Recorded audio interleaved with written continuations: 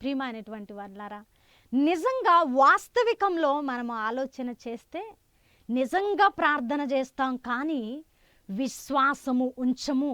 అవిశ్వాసులుగానే ఆలోచన చేస్తాం. నిజంగా ప్రార్థన చేస్తాము, కానీ దేవుడు ఈ కార్యాన్ని చేస్తాడా అనే ద్విమనస్సు కలిగి ఉంటాం. ప్రార్థిస్తాము, కానీ ప్రార్థనా గదిలోకి వెళ్ళి ప్రార్థించి తిరిగి వచ్చేటప్పుడు మరలా మన భారాలన్నిటినీ మనమే మోసుకొని వచ్చి వాటిని ఈడుస్తూ బ్రతుకును కొనసాగిస్తూ ఉంటాం. ఆ భారాన్ని మోసిన ప్రతిసారి ఏం జరుగుతుందో తెలుసా? చింతలోకి జారిపోతామండి. ఎప్పుడైతే నువ్వు ప్రార్థనా గదిలోకి వెళతావో నీ భారాలు అన్నీ కూడా ఆయనకు అప్పగించినప్పుడు నువ్వు ఎలాగన బయటికి తిరిగి రావాలంటే, నువ్వు సమస్తము ఆయన చేతుల్లో పెట్టిన వ్యక్తిగా, నువ్వు చాలా తేలిక పడిన వ్యక్తిగా బయటకు రావాలి. ఏదైనా ఒక 100 కేజీలు బరువు మోసే ఒక వ్యక్తి దానిని దింపినప్పుడు అనుభవించే ఫీలింగ్ ఉంటుంది చూసారా?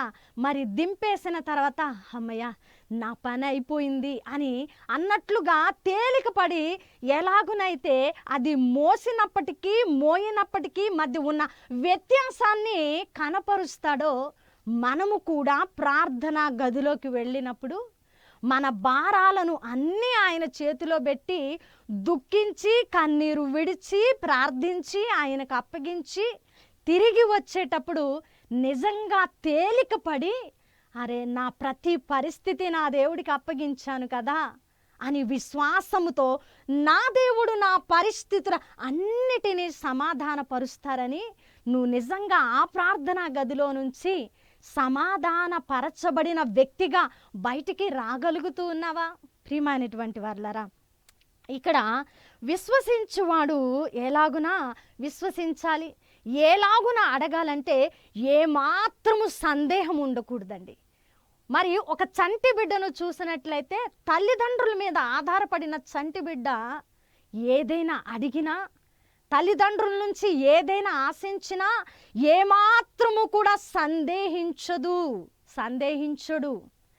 నా తండ్రి నా తల్లి నాకు ఇది సమకూరుస్తారు అనే ఒక విశ్వాసముతో ఉంటారు. మనము కూడా తండ్రి అయిన దేవుని మీద అలాంటి విశ్వాసముతో ఆధారపడాలి.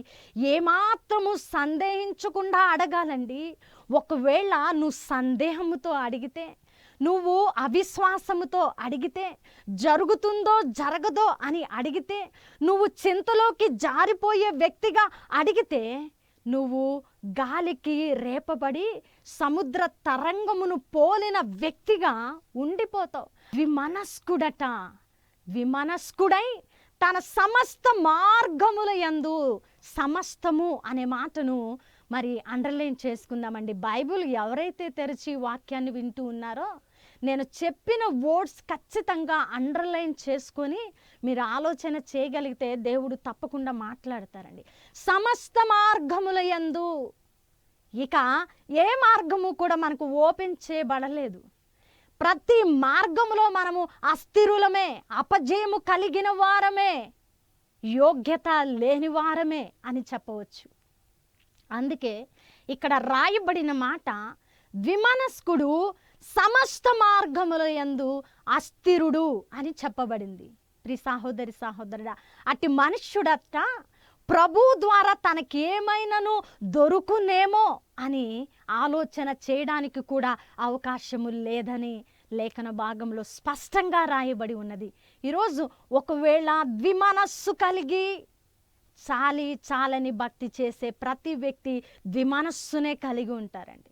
నిజంగా పూర్తిగా పరిశుద్ధాత్మ చేత నడిపింపు కలిగిన వ్యక్తి, ప్రార్థనలో దేవునితో పోరాడే వ్యక్తి, దేవునితో అంటు కట్టబడిన వ్యక్తి మాత్రమే, అతని స్వభావము మాత్రమే ఏక మనస్సులో వెళుతుంది. పరిస్థితులు ఎలాగైనా ఉండనివ్వండి, అవి మనల్ని ముంచి వేస్తూ ఉన్నా సరే ఏక మనస్సు కలిగి విశ్వాసముతో ఏమీయూ సందేహించకుండా ప్రార్థన చేస్తాడు, ముందుకు కొనసాగుతూ ఉంటాడు. అందుకే ప్రకటన గ్రంథంలో మనం చూసినట్లయితే, నీవు ఉంటే చల్లగానైనా ఉండు, వెచ్చగానైనా ఉండు, నులువెచ్చని స్థితిలో ఉంటే నేను నిన్ను ఉమ్మివేస్తాను అని స్పష్టమైన వాక్కు మనకు అక్కడ కనిపిస్తుందండి. కానీ ఈరోజు మన భక్తి విశ్వాసాలు అన్నీ కూడా నిజంగా 100లో 99% నులివెచ్చని స్థితిలోనే ఉన్నాయి. కారణం ఏమిటి అంటే, లోకము ఎరవేసినప్పుడు ఆ ఎరలోకి మనము చాలా ఈజీగా చిక్కేటువంటి భక్తి పరులము కాబట్టి, మనము దైవ చిత్తాన్ని అనుసరించలేని భక్తి పరులము కాబట్టి, వాక్యాన్ని మనకు నచ్చినట్లు అన్వయించుకొని వెళ్ళేటువంటి భక్తి పరులము కాబట్టి, మనము నులివెచ్చని స్థితిలోనే భక్తిని కొనసాగించేస్తూ ఉన్నాం. ఉంటే వెచ్చగైనా ఉండు, లేదంటే చల్లగా అయినా ఉండు. నులివెచ్చని స్థితి ఎందుకు? చాలామంది అండి అటొక అడుగు వేస్తూ ఉంటారు, ఇటొక అడుగు వేస్తూ ఉంటారు. మాకు దేవుడు ఇష్టమండి అని అంటూ ఉంటారు, లోకపరమైనవి అన్నీ చేసేస్తూ ఉంటారు. నువ్వు 2 పడవల మీద కాలు వేస్తే నీ జీవితం మునిగిపోతుంది తప్ప అది లేవనెత్తబడదని మనం గ్రహించే వారంగా ఉండాలి. అందుకే ఇక్కడ స్పష్టమైన వాక్కును మనం చూసినట్లయితే ద్విమనస్కుడు అనే మాటను మనం చూస్తున్నాం. అట్టి మనుష్యుడట ద్విమనస్కుడై తన సమస్త మార్గములు అందు అస్థిరుడు గనుక మరి ప్రభువునందు తనకేమైనా దొరుకునని తలంచుకొనరాదు. ప్రియ సహోదరి సహోదరుడా, ఈరోజు ద్విమనస్సు కలిగి ప్రార్థించే ఏ వ్యక్తికి దేవుని యొద్ద నుండి ఏదైనా వస్తుంది అనే ఆశ ఉండకూడదు. ఒకవేళ ఆశ పెట్టుకొని ద్విమనస్సు కలిగిన వ్యక్తిగా విశ్వాసము లేకుండా చాలని విశ్వాసముతో అడిగేస్తూ నువ్వు అది వచ్చేస్తుందని ఇది వచ్చేస్తుందని నమ్మకం పెట్టుకుంటే ఎలాంటి ప్రయోజనము లేదండి. విశ్వసించువాడట ఏంటట? కలవరపడటండి. విశ్వసించేవాడు ఏ పరిస్థితిలో కూడా కలవరపడడు. ఎందుకంటే వాని విశ్వాసము ఎవరిని ఆధారం చేసుకొని ఉందంటే మనుష్యులను కాదు, పరిస్థితులను కాదండి.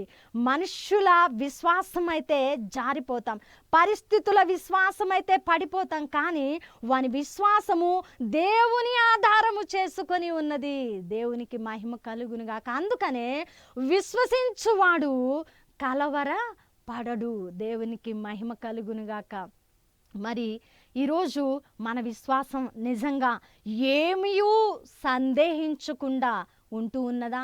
సందేహపడుతూ ఉన్నామా? ఒక ప్రార్థన చేశామంటే, ప్రార్థనకు జవాబు లేట్ అయిందంటే 100 సందేహాలు వచ్చి తీరుతాయండి. యథార్థమైన మాటలు మాట్లాడుతూ ఉన్నాను ప్రియమైనటువంటి వారలారా. ఆశీర్వాదాలు వస్తాయి, అద్భుతాలు జరుగుతాయి అని చెప్పి మిమ్మల్ని మోసగించడం నాకు ఇష్టం లేదు. కానీ యథార్థమైన వాక్యము ఎలాగున పనిచేస్తుందో చెప్పడానికి నేను ఇష్టపడుతూ ఉంటాను. మరి ఈరోజు మన భక్తి విశ్వాసాలు ఎలాగునున్నాయి? ద్విమనస్సు చేత మనము సందేహిస్తూ అడుగుతూ ఉంటే ప్రభు చేత మనకి ఏమి దొరుకుతుందని కూడా మనము ఆలోచన చేసే వారంగా ఉండకూడదండి. నిజంగా నువ్వు విశ్వసిస్తే కలవరపడవు, విశ్వసించువాడు కలవరపడడు. మీ యొక్క విశ్వాసము మనుషులను ఆధారం చేసుకొని ఉండకూడదు, కానీ సర్వశక్తిమంతుడైన దేవుని ఆధారం చేసుకున్నదిగా ఉన్నప్పుడు మనము ఖచ్చితంగా ఏక మనస్సు కలిగిన వారంగా ఉంటాం. మరి విశ్వసించిన ఒక వ్యక్తి ఎలాగను ఉంటాడంటే, దేవుడు ఈ కార్యాన్ని ఎలాగన చేస్తాడని మరి ప్రార్థించిన క్షణం నుంచి ఉబ్బి తబ్బిబ్బైపోయి తలకాయ పగలగొట్టుకొని చింతలోకి జారిపోయి 100 సార్లు దాని గురించి ఆలోచన చేయడండి. విశ్వాసంతో అడిగిన వ్యక్తి ఎలాగుంటాడంటే, నా దేవుడు ఈ కార్యమును ఎలాగైనా చేసి తీరుతారు. ఎందుకంటే నా దేవుడు శక్తిమంతుడు కాబట్టి, ఎందుకంటే నా దేవుడు సమస్తం మీద అధికారి అయి ఉన్నాడు కాబట్టి, ఈ యొక్క కార్యము నాకు చేయడము అవ్వదు, నాకు అసాధ్యము, కానీ నా దేవునికి సాధ్యము. విశ్వసించిన వ్యక్తి ఆలోచన ఇలాగున ఉంటుంది. ఏక స్వభావము కలిగిన వ్యక్తి ఆలోచన ఇలాగున ఉంటుందండి. నా దేవుడు ఈ కార్యాన్ని ఎలాగ చేస్తాడని ఆలోచించడు, కానీ నా దేవుడు ఈ కార్యమును ఎలాగైనా చేస్తాడు అనేటువంటి ఏక స్వభావము కలిగిన వ్యక్తిలో ఈ విశ్వాసం ఉంటుంది. అందుకే మనము విశ్వసించి అడగాలి ఏది అడిగినా. మరి విశ్వాస నిమిత్తమై ఎన్నో వాక్యాలు లేఖన భాగాల్లో వ్రాయబడ్డాయి. విశ్వాసము అనేటువంటి మాటను ప్రస్తావించాలంటే అది ఒక పెద్ద సబ్జెక్టే. దాని గురించి ఎంత మాట్లాడినా కూడా మరి తక్కువే, ఇంకా ఏదో చెప్పేదే ఉంటుందండి. మన విశ్వాస జీవితము, మనకున్న పేరే విశ్వాసులము కాబట్టి, మనము క్రైస్తవులుగా పిలువబడుతున్న పిలిపే విశ్వాసులము కాబట్టి అది చాలా లోతైనటువంటి విషయము. ప్రియమైనటువంటి వాళ్ళారా, మరి విశ్వసించువాడు కలవర పడనట్లుగా విశ్వాసముతో మనము ముందుకు వెళ్ళేవారంగా, మనము అడిగినప్పుడు విశ్వాసము, ఎలాంటి సందేహము లేకుండా విశ్వాసముతో అడిగేవారంగా ఉంటే మనము ఏక మనస్సుతో ఆయన యొద్దకు, గురి యొద్దకు వెళ్ళేవారంగా ఉంటామండి. ద్విమనస్సు చేత మనము రేపబడిన వారముగా ఉంటే, అట్టి మనుష్యుడు అస్థిరుడుగా ఉంటే, అట్టి మనుష్యుడు తన సమస్త మార్గముల యందు తనకేమీ దొరకని వ్యక్తిగా ఉండిపోతే ఏమి ప్రయోజనము? కాబట్టి ప్రియ సహోదరి సహోదరుడా, మన మనస్తత్వాలను మనము మార్చుకోవడానికి ప్రయత్నం చేద్దాం. వాక్య భాగము ఏది చెబుతుందో అది ఖచ్చితత్వంలో మనము పాటించడానికి ప్రయత్నించినప్పుడు మన బలహీనతల్లోంచి దేవుడు మనల్ని లేవనెత్తి బలమును సమకూర్చి దానిలో మనల్ని పరిపూర్ణులుగా చేయడానికి దేవుడు మనల్ని మునుముందుకు నడిపిస్తారండి. ఎవ్వరూ కూడా క్రైస్తవ్యంలో క్రీస్తును అనుసరించిన వారు పరిపూర్ణులుగా లేరు, పరిపూర్ణులు కారు. పరిపూర్ణత సంపాదించిన తర్వాతే వాక్యాన్ని బోధించాలి అంటే ఎవరూ బోధించలేరు. పరిపూర్ణులు అయిన తర్వాతే క్రీస్తును అనుసరించాలంటే ఎవరూ కూడా క్రీస్తును అనుసరించలేరండి. మనము జీవిత కాలము చనిపోయేంత వరకు మనము ప్రయత్నించిన పరిపూర్ణత మనము సాధించలేము. ఎందుకంటే మనము మానవ స్వభావము కలిగి అనేక బలహీనతల్లో పడి ఉన్న వారమని దేవునికి తెలుసు. మరి దైవ కుమారుడుగా వచ్చిన క్రీస్తు ప్రభువారు మాత్రమే ఆయన పరిపూర్ణుడుగా ఉన్నారు. ఆయన మాత్రమే పరిపూర్ణుడండి. కాబట్టి మనము పరిపూర్ణులుగా అవ్వడానికి వాక్యాన్ని అనుసరిస్తూ ముందుకు వెళదాం, ప్రయత్నము చేద్దాం. అంతేకాని నేను వాక్యానుసారం ఉండలేను, నేను సినిమా చూడకుండా ఉండలేను, నేను మరి బయట ఫ్రెండ్స్తో ఎంజాయ్ చేయకుండా ఉండలేను, నేను ఇలాగూ ఉండలేను అలాగును ఉండలేనంటే జీవిత కాలం వరకు నువ్వు ఉండనే ఉండలేవు. కానీ ఎప్పుడైతే ఉండడానికి ఒక నిర్ణయం తీసుకొని ఏక మనస్సు కలిగి ముందుకు వెళ్ళడానికి ఇష్టపడుతూ ఉంటావో, నీ బలహీనతలు ఏవైతే నిన్ను లాగుతూ ఉన్నాయో ఆ బలహీనతలు నీకు, దేవుడికి, అపవాదికి, ముగ్గురికి ఖచ్చితంగా తెలిసి తీరుతాయి. కాబట్టి అపవాది ఏం చేస్తుందంటే నీ బలహీనతల్లో నిన్ను లాగి పడవేయడానికి ప్రయత్నం చేస్తుంది. దేవుడు ఏం చేస్తాడంటే నీ బలహీనతల్లో బలమిచ్చి నిన్ను నిలబెట్టడానికి ప్రయత్నం చేస్తాడు. నువ్వేం చేస్తావంటే నీ బలహీనతలు ఎరిగిన వాడిగా, నీ బలహీనతలు ఎరిగిన దానిగా నువ్వేం చేయాలంటే నీ బలహీనతలను అధిగమించడానికి దేవుని ఆధారం చేసుకోవాలి. కాబట్టి ప్రియమైనటువంటి వాళ్ళారా, బలహీనతలు లేని వారు ఈ లోకంలో ఎవ్వరూ లేరండి.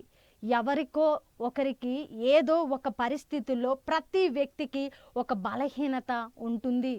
ఆ బలహీనతని అపవాది బలంగా చేసుకోవడానికంటే ముందు నీవు ఆ బలహీనతను దేవునికి అప్పగిస్తే ఆయన నీ బలహీనతను బలముగా మారుస్తారు. అప్పుడు నువ్వు అపవాది చేతికి అప్పగించబడవు కదా, అప్పుడు నువ్వు అపవాది చేత మరి ఈడ్చబడవు కదా, నువ్వు దిమనస్కుడై ఉండవు కదా.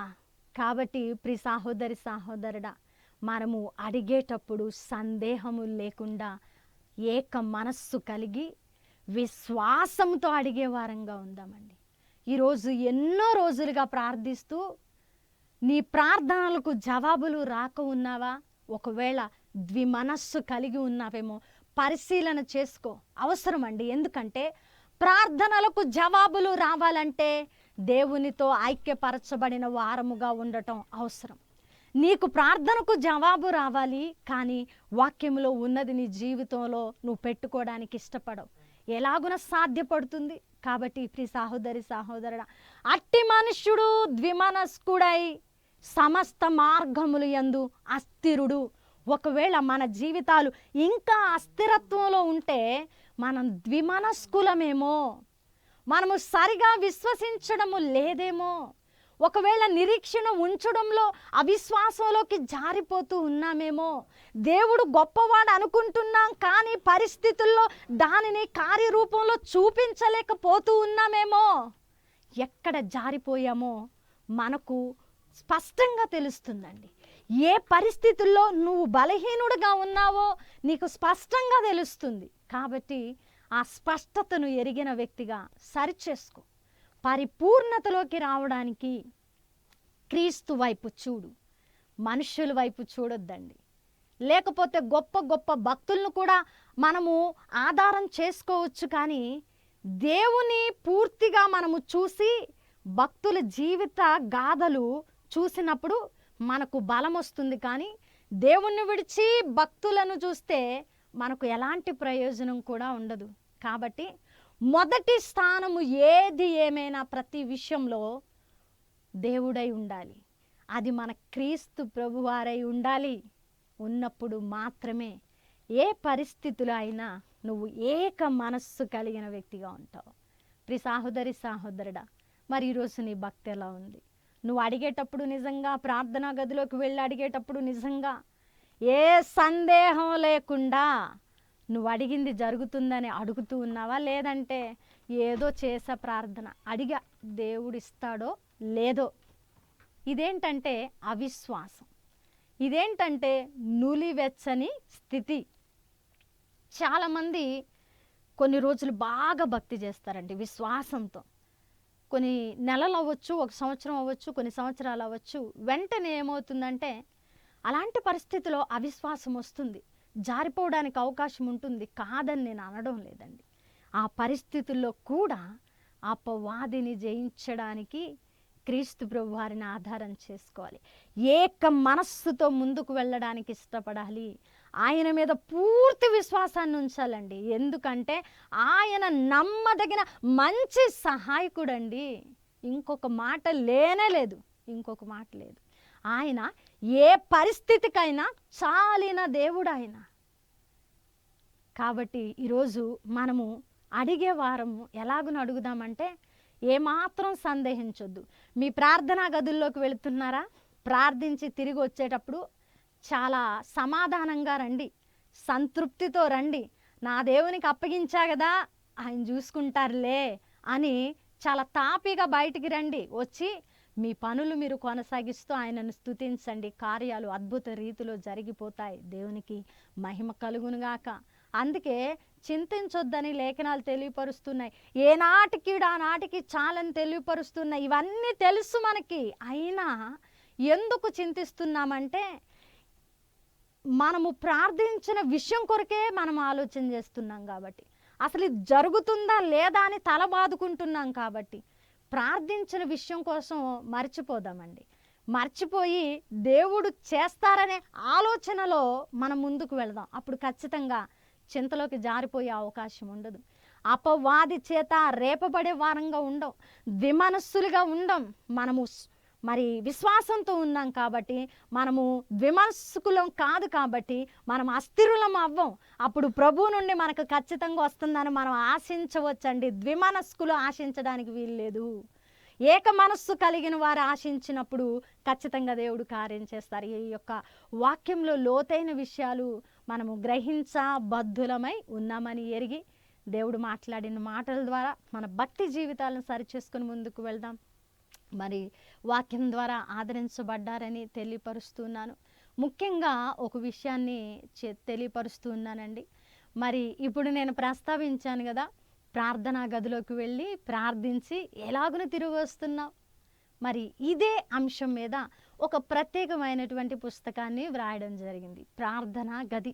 అసలు మనం ప్రార్థనా గదిలోకి వెళ్ళి ఏం చేస్తున్నాం, ఎలాగ పోరాడుతున్నాం, ప్రార్థనా గది మనల్ని ఎలా ప్రభావితం చేస్తుంది, ప్రార్థనా గదిలో మనం పోరాడిన విషయాల పట్ల మనము ఎలాగున విజయాన్ని సంపాదిస్తున్నాం అనే చాలా లోతైన విషయాలండి. పరిశుద్ధాత్మ బలమైన నడిపింపు ద్వారా మరి ప్రార్థనా గది అనేటువంటి పుస్తకాన్ని వ్రాయడం జరిగింది. ఆ ప్రార్థనా గది పుస్తకాన్ని కనుక మీరు చదివితే మీరు ప్రార్థనా గదిలో పోరాటం చేసే యోధులవుతారని చెప్పడానికి సంతోషిస్తున్నాను. మరి ఆ యొక్క పుస్తకాన్ని మీ ముందుకు తీసుకురావడానికి ఆ ప్రింటింగ్ ఆ వర్క్ అంతా కూడా మేము జరిగిస్తూ ఉన్నాము. త్వరలో ఆ పుస్తకాన్ని రిలీజ్ చేయాలని ఆశపడుతూ ఉన్నాం. మరి ఆ బుక్ కొరకు మీ వంతుగా మీరు భారంగా ప్రార్థించండి. మీరు మొట్టమొదటిగా చేయవలసిన పని ఏమిటంటే మీరు ఆ యొక్క పుస్తకము అనేకుల యొద్దకు చేర్చబడి అనేకులు ప్రార్థనా గదిలో పోరాడే వారిగా ఉండాలని మీరు ప్రార్థన చెయ్యండి. మొదటిగా మీ ప్రార్థన అవసరత కోరుతున్నాం. అలాగునే మరి ఈ యొక్క పుస్తకము మీ యొద్దకు రావాలంటే ఎంతో ఆర్థికపరమైన ఖర్చు ఉన్నది. అది మీకు కూడా తెలుసు. దేవుని చిత్తమైతే మీకు ప్రేరేపణ ఉంటే మరి ఈ యొక్క పుస్తకాన్ని ప్రింటింగ్ విషయంలో మీరు ముందుకు రావాలని ఆర్థికంగా సహకరించాలని తెలియపరుస్తున్నాం.